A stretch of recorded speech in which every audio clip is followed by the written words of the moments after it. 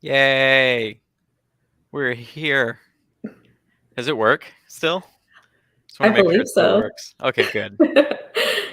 Hello. I've got my attention-seeking Barry with me.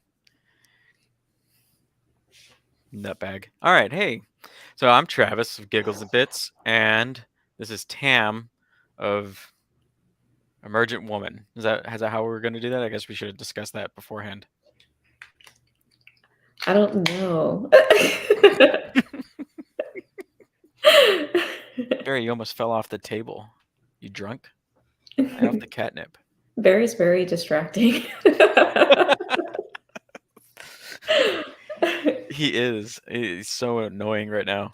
Um, okay, yeah. So I found the article. I don't know if I'm going to be able to actually.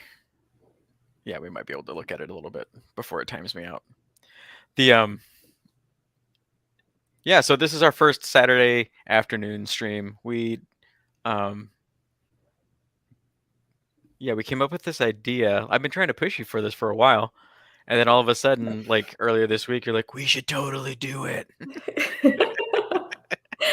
Honestly, it was because I was listening to this YouTube video of Grant Cardone, Mhm. and he was just talking about what you have to do to be successful, and that just got me thinking. And I was like, the more places that you are, the more you get out of obscurity, the Right. greater your chances will be. And this seemed like a good place. That's true. That's true.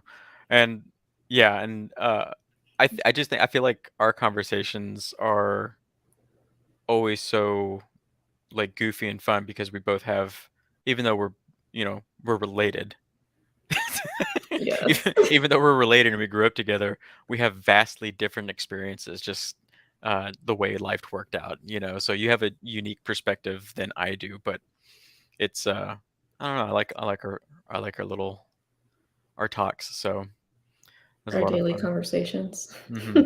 Yep. So I mentioned this to you beforehand. So I figured let's go ahead and jump into this because it's just so flippin' stupid that this is even being published in the New York Times of all things. So let's see here.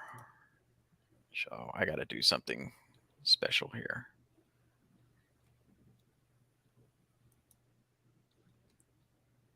If Does this allow you to share screens? it Nice. supposed to. Yeah. Why is it not working?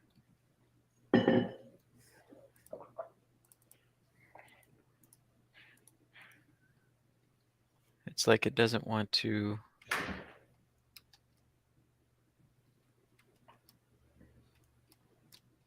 I can't remember. Is the New York Post does it lean any which way? Uh, yes. Yeah, the New York Post does. Well, the New York Post, no, is more fair and balanced than others because they write articles that piss off conservatives, and the leftists just completely ignore it because they choose to write articles that favor conservatives. Like it's both sides of it. Um, New York Post is good. New York Times, on the other hand, is totally out of their mind, and I can't pull it up for some reason. I guess I should have tried to figure that out beforehand. Um, I guess maybe I should do this first. Share. Wesley's looking good. Oh yeah, isn't he? Hmm.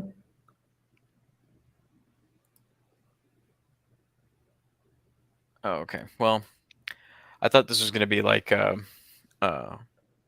OBS, which is the other program that I use, which lets you Hmm. share just a specific window.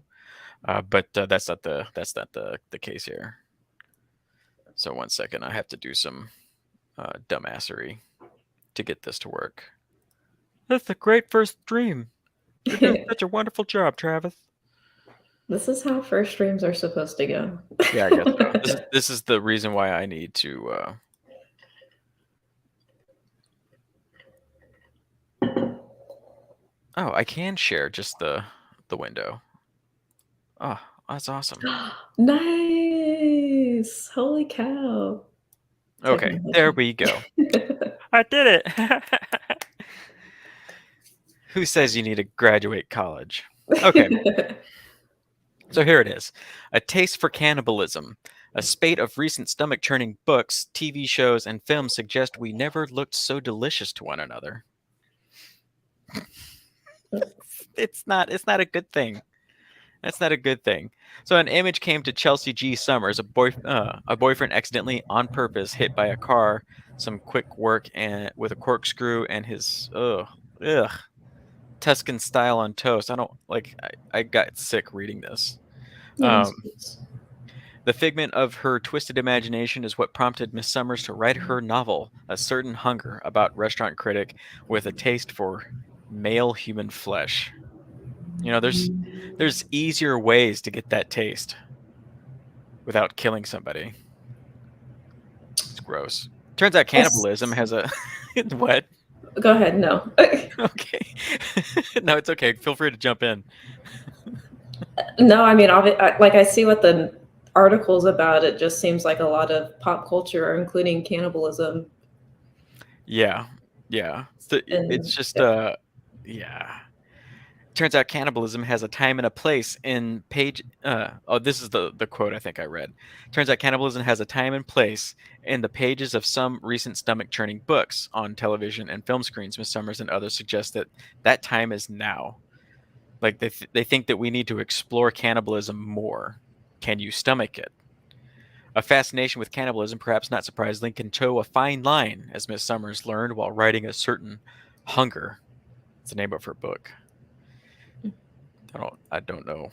And when fact checkers came calling about the frenzied scenes in which the book's anti heroine prepares her murdered lovers with grotesque Epicurean flourish, their queries about the intricacies of human butchery left Miss Summers so disturbed that she went full raw vegan for 2 weeks.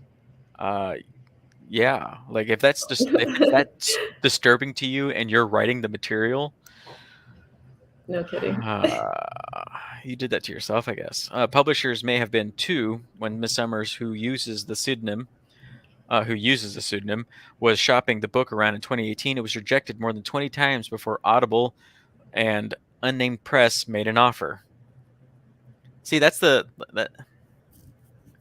something that I encourage like anybody writing their own stuff. If you're having a difficult time putting it out there, for one, they're gonna screw you over with the contract that they give you, and you're never going to make money on your first book if you go through a publisher, unless your book is just absolutely insanely out of control popular. You're never going to see any of those returns at first. So something like what you're doing is a good example where I mean you're not writing a book, but you created your own business, so you're the uh, like you don't have to go through anybody else. You're not waiting for any money. When you make a sale on your site, that money's going directly to you, right? Hmm. So that like so if that works for you as an individual entrepreneur and business owner, then why wouldn't creatives do the same thing and just try to publish their stuff? There's ways for a writer to get their book out there, get it published, and get it available, even on Amazon. You know, uh, where you're not having to rely on some publishing company to push it out there and probably bury it under a whole mountain of other books that they're also pushing. So do it yourself. It's much better, like what Ripa has done. We'll talk about that.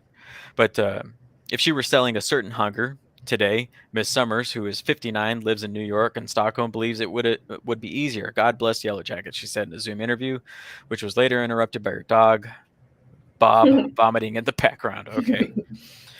Uh, so her book has seen a boom in popularity, but the creators of Yellow Jackets, I guess, this article goes into a whole bunch of things, and there's a huge. Basically, what this article is talking about is there's a increase in the number of uh, media content, whether it's books or TV shows or movies, that are starting to explore cannibalism and I mean, cannibalism's been around for a while in things, but is this a part of a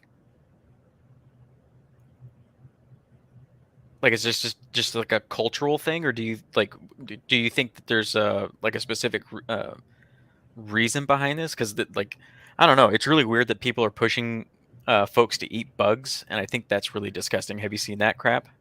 No. What, seriously? You haven't seen that? Oh my, there's like a whole No. video of like Nicole Kidman with like a plate of cooked up bugs, like done up certain ways, and she's like eating them. She's like, "Oh, it's so good. It's really tasty." And it's just like, "No." Like I'll eat bugs if it's like a survival thing, but like I'm not gonna give up my steak. Right. You know, I can't believe you haven't seen that. Oh my No. gosh. That is such a weird. Cannibalism's weird. It's weird. Ever since who was it? Actually, he was a New York Times article writer too. His name was Aaron Rupar. He was a journalist, and he did a series where he was exploring other cultures, and he hung out with uh, cannibals for a time and tried brains. Like it was all caught on camera and everything. He ate human brains. Okay, and ever since he ate human brains, like Aaron Rupar on Twitter is just like the most like insane fucking person to follow on Twitter. He's a fucking nutbag, and I'm pretty sure it's because he ate human brains. But there's some serious like there are medical mysteries, or not medical mysteries, but there are diseases attributed to eating. I guess the flesh of your own kind. Like mad cow disease is a direct result of them feeding uh, cattle remains that's mixed Mhm. in with the feed, and the cows are fed that, and they end up like the cows end up going crazy. So there's like huge regulations with animal feed, especially with regards to cows, to make sure that they're getting fed something that their body can process that isn't gonna fucking you know like what's her name, Anna Faris from what was it, the Scream parody series? What the hell was that called? I can't remember, but she's all like, it's like the second movie in the franchise. She's like doing like different combat techniques, and Yeah. she's like, what the hell are you doing? She's like, mad cow. It's like her fighting form. That was really funny. But what do you think? What do you think about it? Have you like you have background in medical stuff, like did you guys learn about any of that stuff, or do you have any experience with like um Cannibalism? yeah. No, I can't say that I have, thank goodness. But it's funny to hear about people eating other people just because,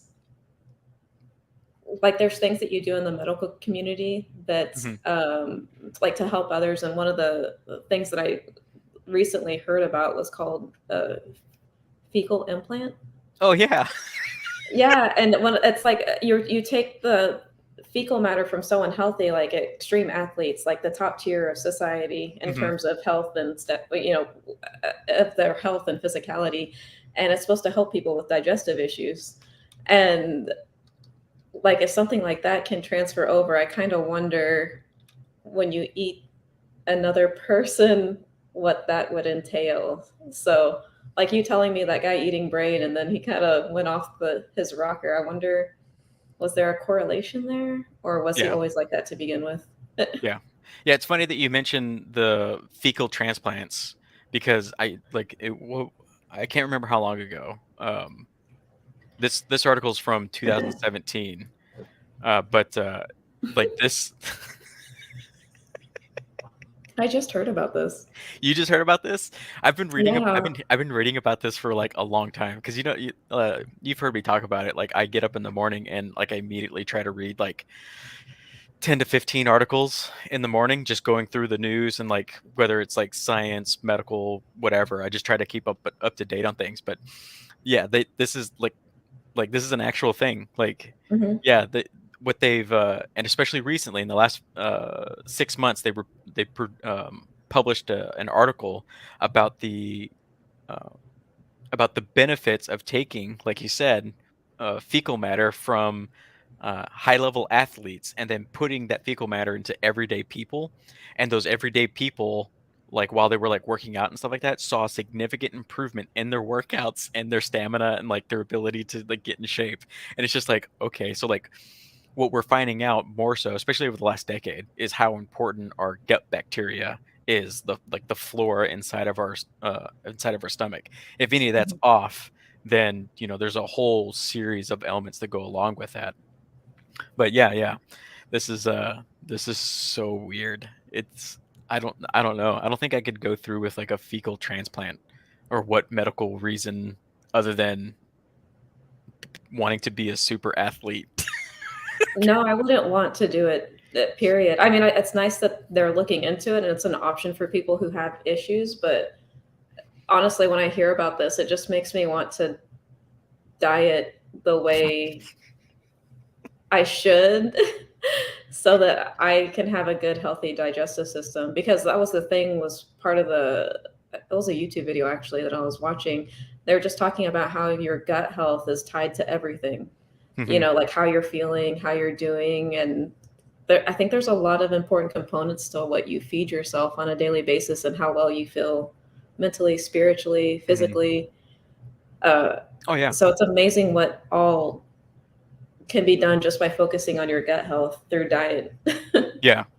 Yeah, it's yeah, I that's very true, and it's like we we've been into like people think of fitness as like we've figured it all out, but I think like just the natural progression of humanity and where we've gone as a civilization, we've gotten away from the things that we were naturally doing. Like we ate more uh natural foods, like it was closer to the source when we ate it, as opposed to sitting on a shelf somewhere having to be uh shelf safe, like it has to be able to sit on a shelf for a long time at a grocery store nowadays, whereas before it was like our great grandparents were going to the store and getting flour and sugar, and they were making everything from scratch. And now it's like, now why would we do that when we can just buy a loaf of bread that's already sliced for us?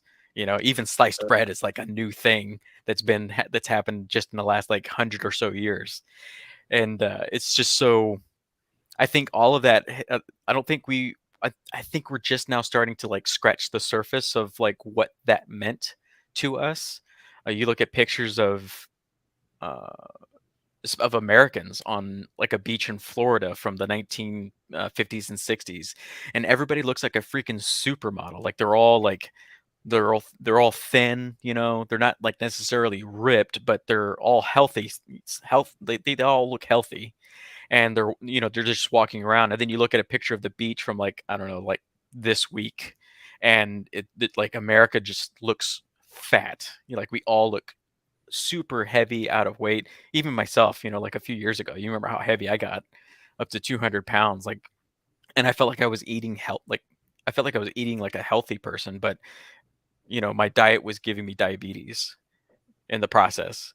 But I think like the advent of processed foods and then creating uh, these products that have like these crazy shelf lives is uh, hurting us in more ways than I think we ever really thought possible. And I think that's why they're looking at like fecal transplant. They're always looking for an answer to fix the symptom of like a small area, as opposed to looking at a whole what we're doing.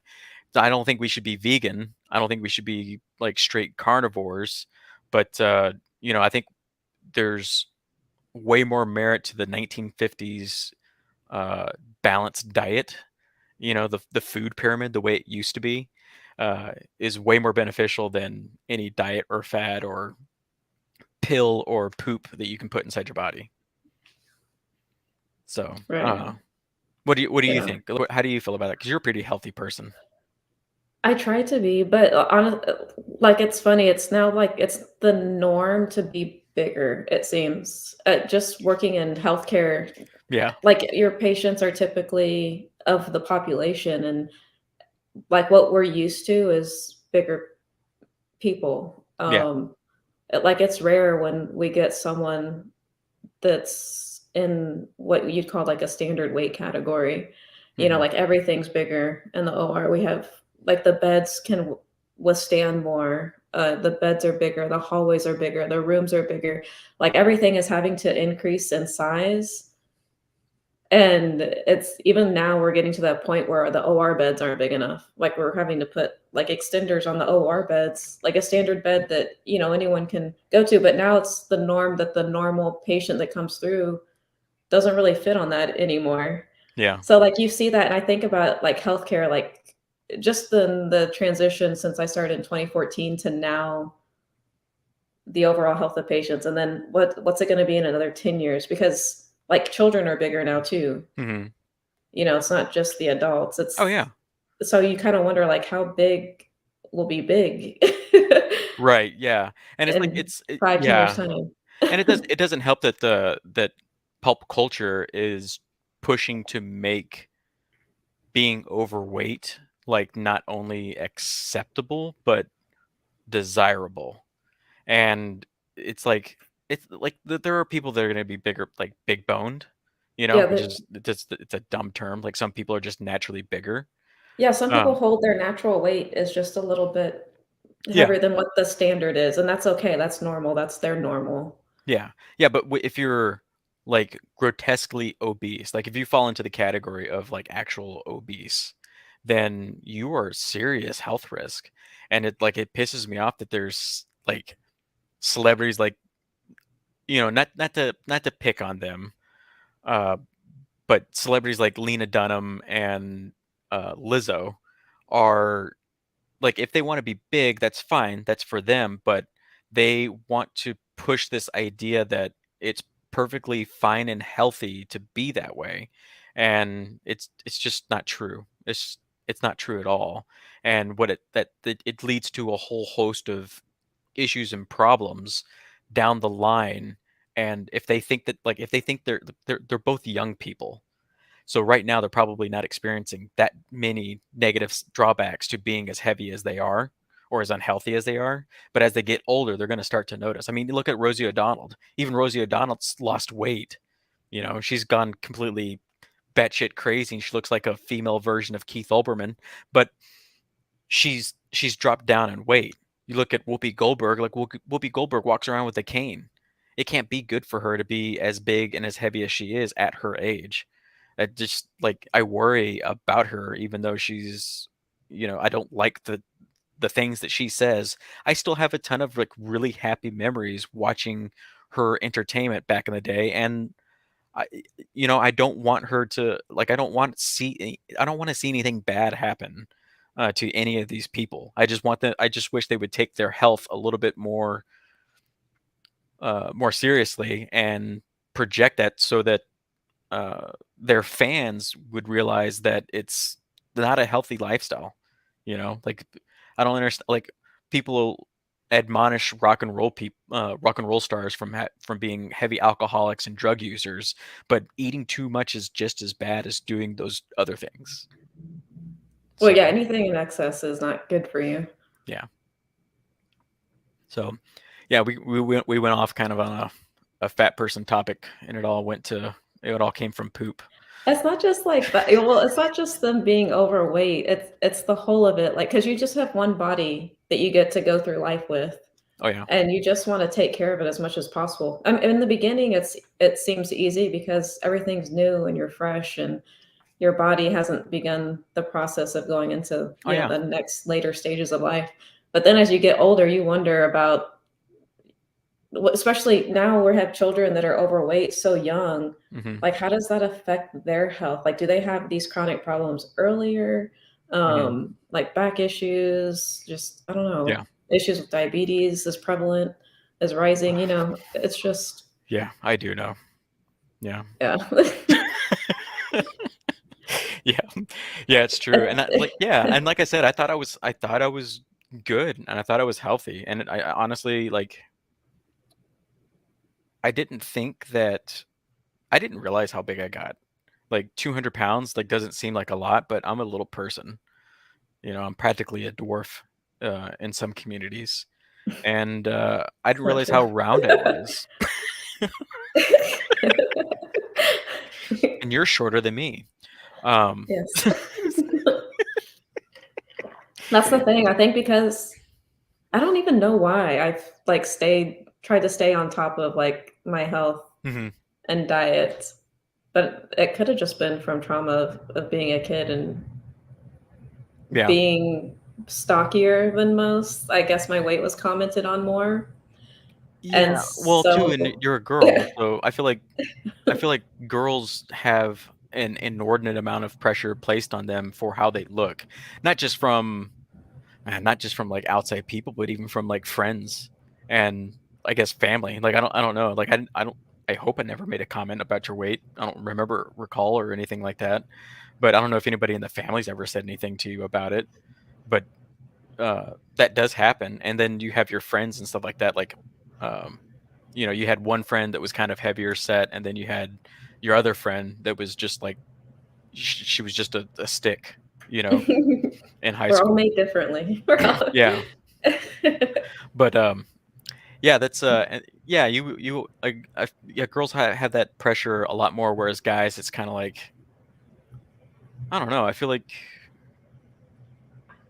we, I guess we don't care as much about our own personal appearance, so we don't take much stock in what other people say, which is something I think unique to men and unique to about men and women. Is women take things a little bit more personally when a comment is made to them, whereas men are just kind of like whatever. Like if it's a negative comment, whatever. We just brush it off. Men get so many negative comments in and every day, regardless of where we are. Like I'm just used to being insulted, and uh, whereas like when someone does pay me a compliment, it's like I'll hold on to that compliment for like years, you know. right.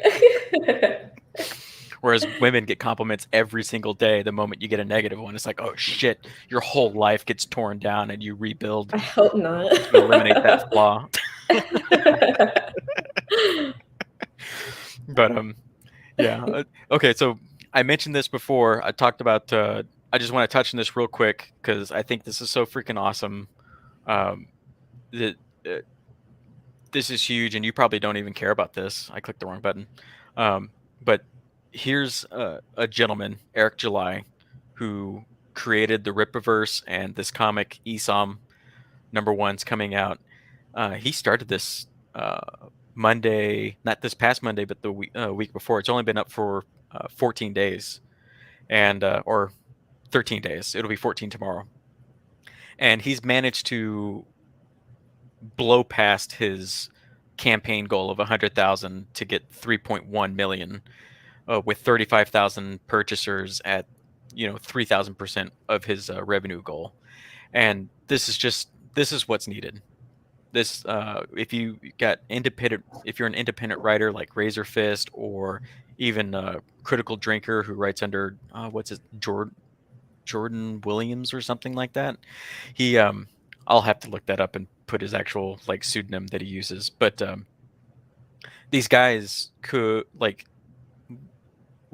they wouldn't be seeing a dime from any of their book sales that they were getting out there, nor would they have gotten picked up or even published based on like the environment. These guys have very specific opinions about culture and where it's at, and because of those opinions don't line up with the mainstream, these guys don't get uh, any sort of say or play in the arena of these big guys. So they're having to go out of their way to uh, create uh, an avenue for them to get their product out there and to the consumer in a way that isn't going to be blocked.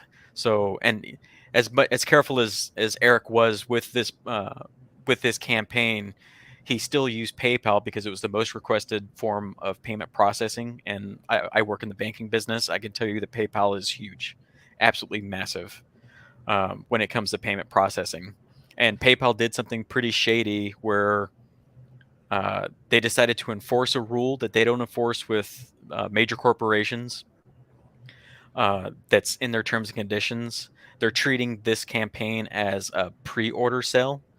He already has the product, it's there. because once he reaches a certain limit, there's no more copies. So he's completely sold out of cover A. He's got a few copies of cover B left. But once these items here on the side are used up, there's not going to be any more of those. So he has the product. It can be shipped out and everything. He's not. This is not a crowdfund campaign. Like, have you seen those crowdfunding campaigns for like a comic or a book or like Kickstarter? You familiar with For those? it to get made? Yeah, Yeah. yeah. So like they run those programs, and what they're doing is they're trying to raise funds so that they can make the product, or make the product in mass to put it out there in the world. That's not the case. This is completely different. Everything's already done. He's invested the money. He's got all the product there. He's just doing the campaign to get it shipped out here in August. Which I'm super excited. It's the best birthday present. Not really. It's a good birthday present, not the best. Shoes. I got shoes one year for a birthday gift from a girlfriend, and that was pretty awesome. And Bethany's gotten me some really good stuff, like neck shoulder massages, like anything that can massage my shoulders. Oh my gosh, yeah, that's the best. That's the best stuff. But yeah, what PayPal's done is they're treating that like a pre-sale, and they're holding on to about $1.2 million worth Wow. of the sales. So people have paid for it, but Eric hasn't received it because PayPal is refusing to grant him access to those funds until he actually ships the product out, which is uh, that's pretty fucked up because it's like I said, he's he's not raising money, he's selling product. So assholes. But yeah, Is it just a control situation? I don't know. I don't know. Uh, I wouldn't be able to infer as to what PayPal's reasoning is for it. Originally, they flagged his PayPal account for having a massive influx of funds, and so he contacted them to get that all cleared up. They kept passing him around to different people, and eventually they were like, "Oh yeah, the reason why we're not releasing the funds is because of this obscure rule that we don't enforce with anybody else." So Mm. assholes, absolute assholes. Have you done anything? Have you looked at any campaigns or Kickstarter campaigns? Like, have you looked at any of that stuff and been like, "Oh yeah, I might want to try that out." No. Okay. Yeah, Well, I me mean, I either. have like with investments, like there's things where you can get in early on certain things, and I've Oh checked yeah, those out. yeah, But yeah. That I think is a little bit better, but it's like the same risk I see with that stuff is the same risk you see with some of these Kickstarter programs for like desktop games, like tabletop games or um, magazines or books and stuff like that. Like these people, like you don't know if you're ever going to get that product. right. Like, yeah, you could invest in it, and then all of a sudden the company or the person raising the funds just disappears, and that's boo boo. It's boo boo sprinkles. But yeah, I don't like that stuff. Yeah, good call. Good call. That's kind of cool. It's cool though that he's able to get that kind of funding without having to go through like a Oh, publisher. well, that's the thing. He didn't. It wasn't that he raised that funding. I mean, he was able to make that the money that he invested from YouTube and other like little like fundraiser things that he did, but he only did things that where he had product to give to the customer and send that out there. Other than that, but yeah, he paid for all of that, got that all set up, spending $200,000 of his own money, and got the infrastructure, the website, set everything up, and made sure he had all the product before he ever started the campaign and went live with with it. So Good for him. that's pretty cool. Pretty cool. So Hopefully, the PayPal situation will work itself out. yeah, hopefully. So you saw this,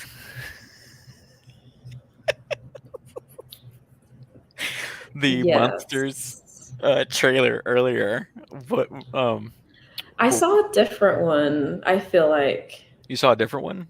Yes, I think I watched that one as well. Okay, Wait, okay. wait, wait, let's see. Yeah, let's see. Yeah, I don't want to get hit with the music. But yeah, they because have like the the old school. yeah, it like starts off cool, and then I see what you're saying in terms of like the feel of it. Yeah. It's, Yeah, I did see this one. I heard a comment and it cracked my ass up so much. And do you know who It's a Gundam is? Mm-mm. He's a really really funny YouTuber who is just like um it's like autism level of attention to detail when it comes to like his videos.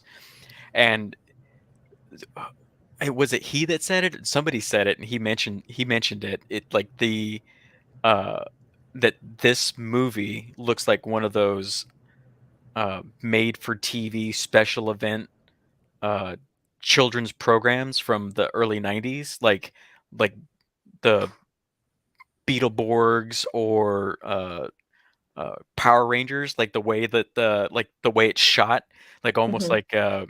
like super goofy, silly, like bright colors and stuff like that in certain areas, just like massive contrast.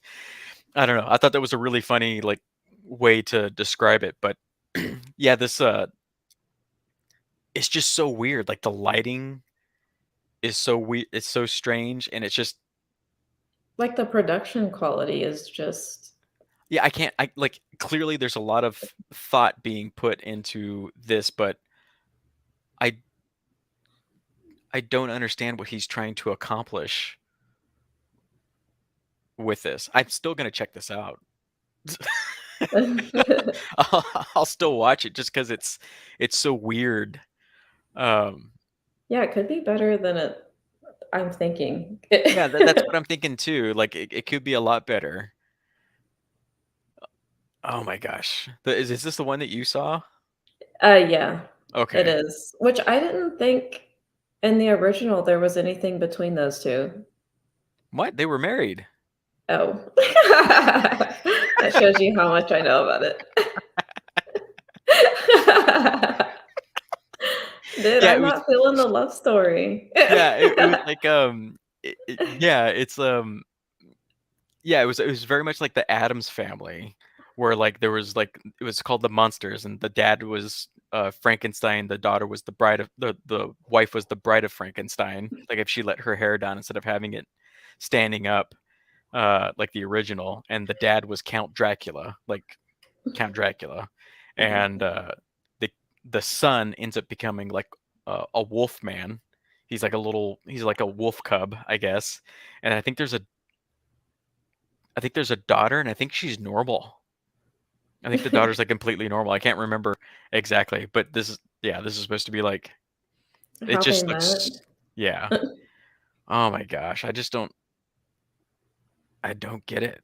And I wonder if it goes past this. Like I wonder if the whole movie is not if it's going to be just like them getting together and everything, or if this just happens like super fast and then the rest of the story is about their family.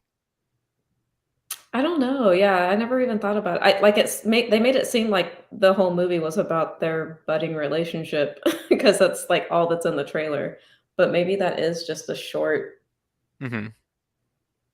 snippet of the movie. Yeah, the original show was only on for 2 years. I'm not surprised because honestly, it's iconic in the sense that I remember the theme music Hmm. and, like, obviously, Herman Munster is a sight to see, but it didn't make that much of an impact on me. Yeah, I mean, I enjoyed the crap out of it. I liked it. It's like it's funny. Like it only had 2 seasons when it was on the air, but that 2 seasons they managed to pump out 70 episodes. Oh, that's a lot. That's a lot of episodes.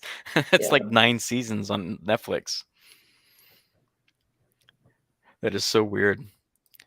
Yeah, I thought that was really funny. I don't know. I don't know what to make of it. I don't want to shit on it because It looks like it I was just made for kids. it does, but it's from Rob Like Zombie. this. And Rob Zombie doesn't scream to me children friendly television. Right. You know, have you seen like any of his other movies, like House of a Thousand Corpses or?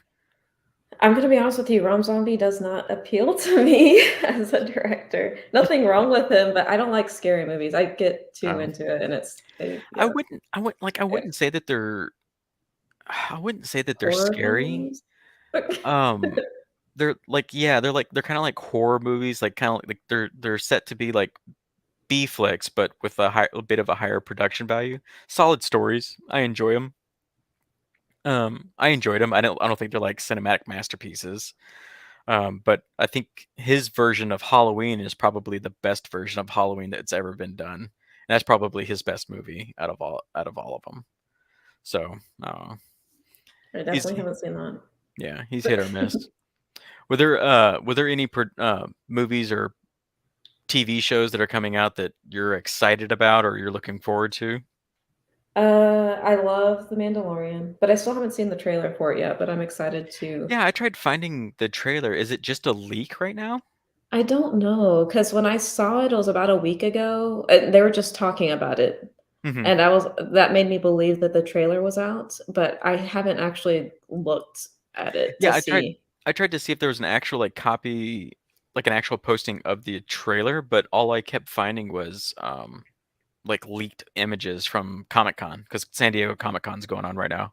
That's probably what it was from then, Okay. and it just bought like, then there was, like, a bunch of hype, of course, on Twitter, because that's where Okay. I initially saw it.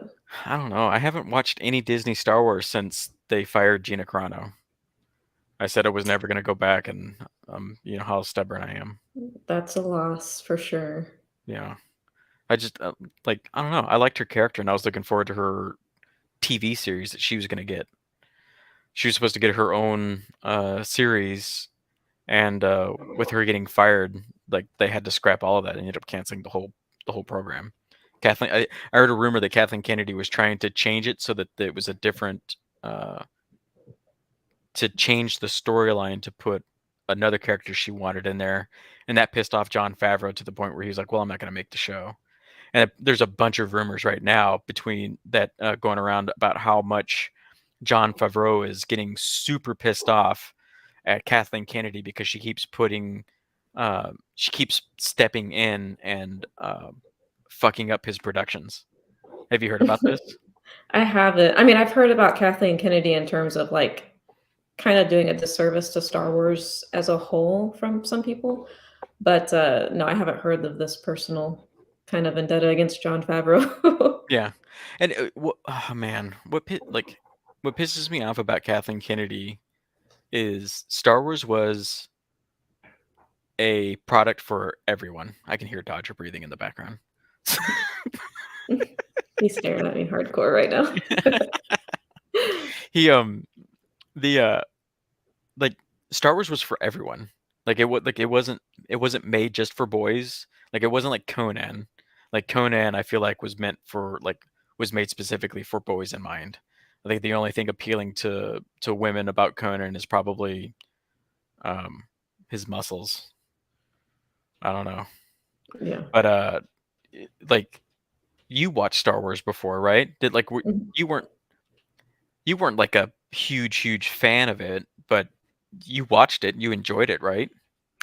Yeah, I mean, dad would watch it.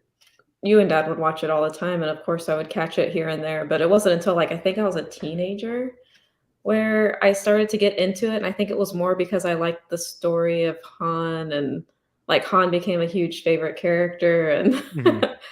then, Oh of yeah. course, I appreciated the stories more when I was older.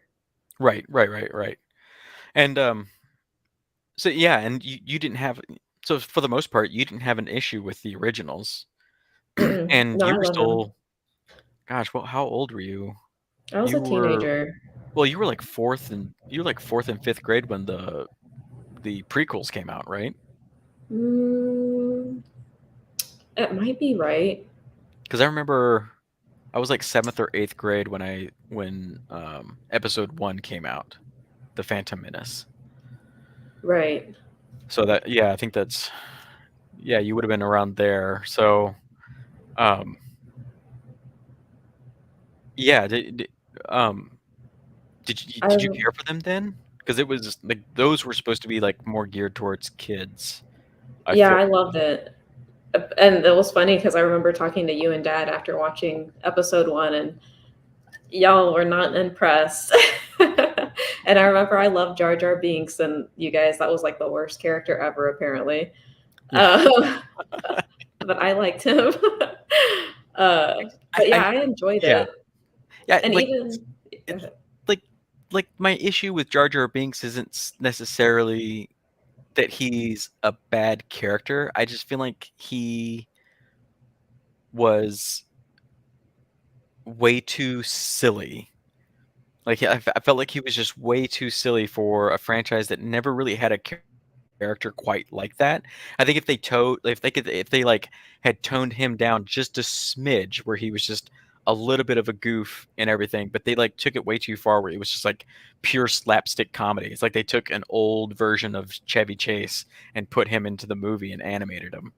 It was just out of control. He's like falling off of shit, like bouncing around and accidentally killing like a whole bunch of droidicas, which ends up leading to like all the conspiracy theories that he was actually the true Sith behind all of the evil things that were going on, which actually would have been even help would have been made the character like 1,000 times better if that had been true. Right. But no, go ahead. Um, with No, I mean, I did. I enjoyed it. And even now, like revisiting, because I watched episodes 1 through 9, uh, I enjoyed the first 6. I especially enjoyed episode 3. mhm. Like, it was a lot better than I remember it Oh yeah, being. yeah, Um, just in terms of like action and the storyline, and there's just a lot going on in it. Um, yeah, but the last 3, ugh. yeah, I don't know, like, because in episode 7, they introduced Han, they reintroduced him, and he's like doing the same thing he was doing 35 years ago. yeah. There's like no growth at Yeah, all the for only his one that character. actually grew was Leia. And Yeah, like she was a leader of the resistance, and then Luke, he had some cool scenes, but he was also kind of a disappointment. yeah, I don't know, I guess I was just having high hopes for him. I expected him to face trials and difficulties, and between that time, I just didn't expect for it to him have beaten him down. yeah. To result in him being an old um, broken man. It was really frustrating to see that happen because it's Yeah, these they're your heroes. yeah, they're like all three of them overcame insurmountable odds and came out on top, not totally unscathed, you know. Um, like Luke did end up losing his dad in the Mhm. process when he tried so desperately to save him, and ultimately, like he does save him only for his like in the process for his dad to sacrifice himself to defeat the emperor in the process of saving him, you know. But to see him go through all of that and then just like grow up and completely give up on his nephew uh, and try to kill him is I don't know that was such a massive break in how that character should have been.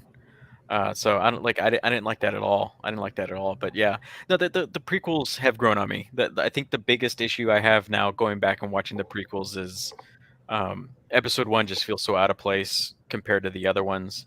Episode two is really Episode 2 is good, but again, it feels completely different from the other two films. Like it just stands there's no cohesion between the style of movie that you're getting between 1, 2, and 3, episodes 1, 2, and 3. Like Yeah, 2 they is all seem very different. yeah, 2 is very much like there's a mystery abound, you know, the 1 is like it's a children's movie like, you know, here we're introducing our character. This is a big person, you know, later on, you know, it's kind of like it's very much like something that you would see from Nickelodeon or Disney, you know, um, like a children's story. And then the second one is very much it's a lot more adult, but it's more of a who done it. Like there's a mystery abound, like who's trying to kill Senator Amidala. Obi-Wan's gonna try to figure it out. You know, uh, Anakin is there to protect Padme while they move off, but there's a grander, larger scheme that's being uncovered in the process, which it could have been a way more compelling film than the way it was, and I'm sure there's like billions of hours of YouTube videos dedicated to why it didn't work out quite well. And then the over reliance on CGI in episode 2 was just like very distracting because you get these huge, massive overhead shots or these wide shots where they're walking down a hallway, and you can clearly tell that like everything behind them is completely fake. Like it doesn't look right. It looks like it doesn't. It's like they tried to go with the process of like the old matte paintings, like have you seen like special effects stuff from like movies done in like the 70s and 80s, and where like you think it like they're in this like vast vista, but really it's just like a painting. Like they had an artist come in and like hand paint like the Uh-huh. vista, and then they put it on there, and it's just like it looks so good and so realistic. You're just like, how, like, that's amazing. How do they do that? And it's just somebody like some guy with a paint. It's like they tried to do that with computers, but computers weren't quite to the level of like if someone had actually painted it themselves. So Right. the level of detail wasn't there, and it looks off. Like it just doesn't look right. But Yeah. I feel like if they had gone with a more traditional approach in that, it probably would have fixed a lot of those issues there, and then mixed in a little bit of CGI. That would have been really cool. But yeah, episode 3, that's a lot better in terms of just pacing, storyline. It feels a lot tighter. The only thing I could probably harp on at all really with the third one is Obi-Wan and Anakin's like final fight scene. It's huge and epic, and it's really really visually awesome, but what's the story that's being told between them? Like I feel like they could have touched on like their brotherhood over the past few years, like the trauma, then using the little things that they know about each other to gain an upper hand over but you don't see any of that really there. Mhm. There's just a couple of bits of dialogue, and I think in terms of being considered one of the best fights that we've seen in Star Wars, it leaves a lot to be desired, like overall. Like they could have done a lot more with the storytelling in that fight, but it's really really good. And I just love the original trilogy. It's just with what they had, what they did. Everyone was at like from the people creating the figures all the way up to George, coming up with the stories and working with writers and then getting feedback and stuff like that. I feel like it's a lot better. Whereas George kind of like lost the ear, like I think with the prequels, he didn't really feel like he needed to listen or seek out advice from anybody else because he's fucking George Lucas. What does anybody have to tell him? You know. Right. But I don't know. I feel like George is much better when he verifies his own ideas and thoughts uh, with other people and then takes other people's advice. So I don't know. I don't know. But yeah, those are really really good. And then the sequel trilogy is just bag of ass. And you like want to like them because there's like good characters in them. Yeah, Finn's amazing. Like, Ray, yeah. like the introduction of Ray is great. It's very compelling. I was like, "Oh, who is this? I want to know more about this person. What is she doing? Who is she? Is she related to somebody?" Like we had all sorts of questions and stuff like that about who these characters were, where they were going to go. Is Finn going to be a Jedi? He's clearly showing some sensitivity to the Force. So is he just Force sensitive, or does he have the capability of really tapping into the Force like Ray does? And those are questions that we all had, and we didn't get shit from any of that. Like, Poe Dameron, he was a compelling character. I wanted to see more of him, Yeah. but did we really ever get to know him? I feel like his character even got sidelined at some point, and we really Yeah. didn't get to know. And by the time we get to the third film, it's just kind of like they forgot about everybody else. Like there was no, like they didn't build the characters in the third film at all, and they shoehorned Rose Tico in just to cut her out completely in the second film, in the third film or whatever. I don't know. There's so many things wrong with it, all the way like in so many different ways, like down to like I don't know, like I wouldn't say necessarily the choreography was a problem. It is, but like the fight scene in the second where they're in the throne room with Mhm. Snoke's dead Palpat body. Yeah, Yeah. Snoke, yeah. Who's is Snoke being controlled by Palpatine? Yeah, yeah, he's just a puppet. Okay, Yeah, alright. he's just a meat sack that Palpatine can somehow use the Force through and control. I don't get Oh, it. yeah. But he yeah, that huge fight scene that they have with the Praetorian Guard, the guys in all red, is they decided to do that whole thing on a wide shot, which would have been awesome if they had choreographed it in a way that would have worked with a wide shot. But it was clearly choreographed in a way that they were like, okay, well, maybe we're going to be tight in here on this spot to specify the action going on here. So these guys are going to be off to the side so they can come in a little bit later. But no, they did a massive fucking wide shot so you can see like when the Praetorian guards get knocked away by Rey or by Kylo Ren, they're just standing there and they're just like doing this like waiting to come in type of thing, like this little stutter step, and then they all come in at one time and like try to do like a slash, and it just stupid. It was just so shittily done, and like there's still morons on the internet just they're just like that. How can anybody say that this is not the most amazing thing that you've ever seen? I was like, because it's not. Like as bad as season 8 was, we still got the Battle of the Bastards with this awesome like one-off shot of John like trying to navigate through this battlefield, like horses coming in out of nowhere and he's like slashing guys off the horse and everything. Like they can do that on a TV show with half like a fraction of the budget that Star Wars has and create this massive epic one-off one-shot type of thing, or even look at Daredevil season 1 when he's going down the hallway to rescue the little girl that's been the little kid that's been kidnapped at the end of the hallway. It's a one-off shot where he's just like beating the crap out of people and the camera never leaves the hallway, and these guys are coming in and he's just beating the crap out of them, and you just see the whole fight in a specific way because it's set up that way because they're doing from a specific camera angle. But you don't see any of that thought in the fight sequences in the sequel trilogy. You just don't. It's just the dumbest fucking thing in the world, and they keep doing it. Like, oh, you know what would be really cool? Even in Kenobi, I've seen videos of the clips of the some of the fights, but like in one of the I think it's the first time that Obi-Wan and Vader are like fighting, they have like a camera shot that's like it like it might as well have been like 3 miles away. Like you have these like two little like lit up lightsabers and this like super dark set. You could barely see anybody, and you just see this like they're like, okay, that's cool. Like it's nighttime and lightsabers make light. That's fucking amazing. Like congratulations, you've done something that no one has ever done before. We bow to you, Chloe Zhao. We bow to you for creating this fucking amazing set. You know what would have been really awesome is if we were down there with the camera watching the fucking action like in our face as opposed to like blackness and two little glow sticks just slapping each other. I liked Kenobi, just for anyone who's curious. But we have different opinions on this. We do.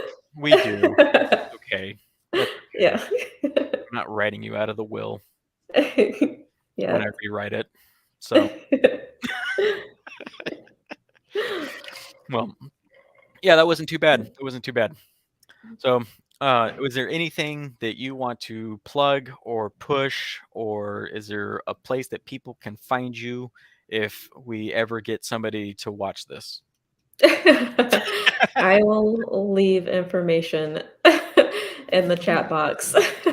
Okay, because I can put it in the description Okay. on there, and but yeah, no, no, this is always fun. I enjoy this. Mhm. Um, I enjoy our conversations. I'm glad we got together and decided to film this. Same. Hopefully we can do this more often.